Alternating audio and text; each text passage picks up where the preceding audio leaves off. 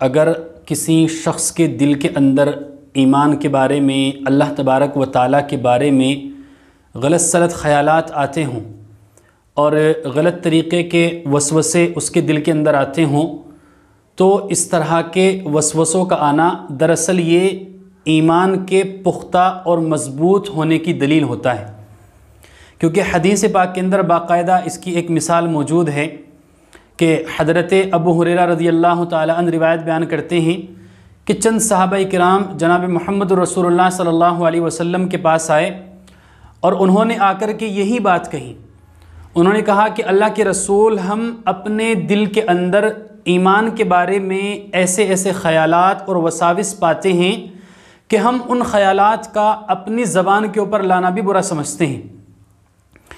तो जनाब मोहम्मद रसूलुल्लाह सल्लल्लाहु अलैहि वसल्लम ने फ़रमाया कि क्या वाकई ऐसा है, यानी कि तुम उन ख़यालात को बुरा समझते हो? तो सहाबा ने कहा कि जी हाँ, हम उन ख़यालात को बुरा समझते हैं। तो जनाब मोहम्मद रसूलुल्लाह सल्लल्लाहु अलैहि वसल्लम ने फ़रमाया कि ये सरी ईमान की दलील है।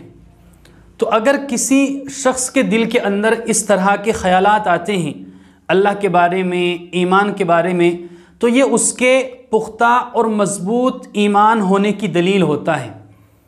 और इसको बाकायदा उलमाए किराम ने एक मिसाल से समझाया है ताकि जिस इंसान के दिल के बारे में इस तरह के ख़यालात आ रहे हैं उसको कुछ तस्कीन हो जाए और उसको कुछ तसल्ली हो जाए। तो एक मिसाल उलमा ने इसकी दी है। कहते हैं कि हमेशा चोर उस घर में चोरी करने के लिए जाता है कि जहाँ पर माल मौजूद हो।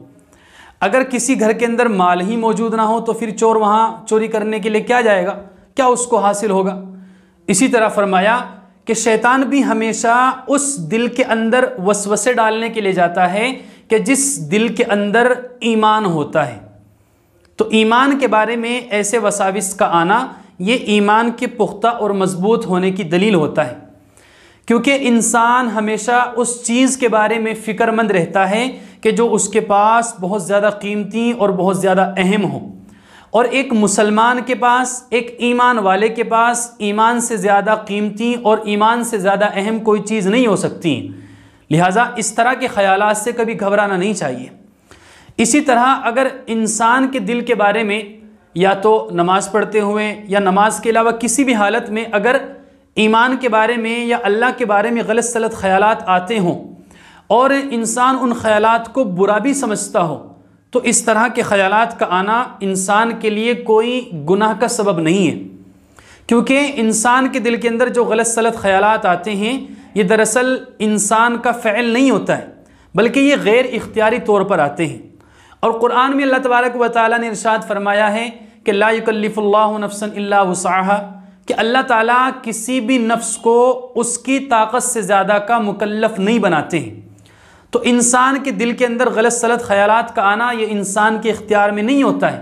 और जब ये चीज़ इंसान के इख्तियार से बाहर है तो अब इसके ऊपर कोई मुआख़ज़ा और कोई पकड़ भी नहीं होगी। हाँ, अलबत्ता अगर कोई इंसान इन ख़यालात के अंदर इस कदर मुब्तला हो जाए कि रात दिन इस तरह के ख़यालात के बारे में सोचता रहे, अल्लाह के बारे में सोचता रहे, मज़हब इस्लाम के बारे में ख़यालात आ रहे हैं और उनको बढ़ावा दे रहा है, उनके बारे में मज़ीद सोच रहा है और शक व शुबे का शिकार हो रहा है, तो फिर ये बात वाक़तन बाइसे फ़िक्र है और उस शख्स को सोचना चाहिए कि मैं ये गलत कर रहा हूँ। लिहाजा अगर इस तरह के ख़यालात आते हैं तो उनके बारे में कभी नहीं सोचना चाहिए, बल्कि उनको अपने दिलो दिमाग से दफ़े कर देना चाहिए। इसी तरह इस तरह के ख़यालात आने का इलाज ये है कि इंसान सूरह इखलास पढ़े और सूरह इखलास पढ़ने के बाद यानी 3 मरतबा पढ़ें और 3 मरतबा पढ़ने के बाद अपने बदन के ऊपर दम कर ले। इसी तरह हदीस में एक दुआ आती है, जनाब मोहम्मद रसूलुल्लाह सल्लल्लाहु अलैहि वसल्लम ने इरशाद फरमाया है, दुआ है कि रज़ीतु बिल्लाहि रब्बन व बिल इस्लाम दीनन व बि मुहम्मदिन सल्लल्लाहु अलैहि वसल्लम नबिय्या। इस दुआ को भी पढ़ लिया जाए तो इंशाअल्लाह इस तरह के ख़यालात से इंसान महफूज रहेगा।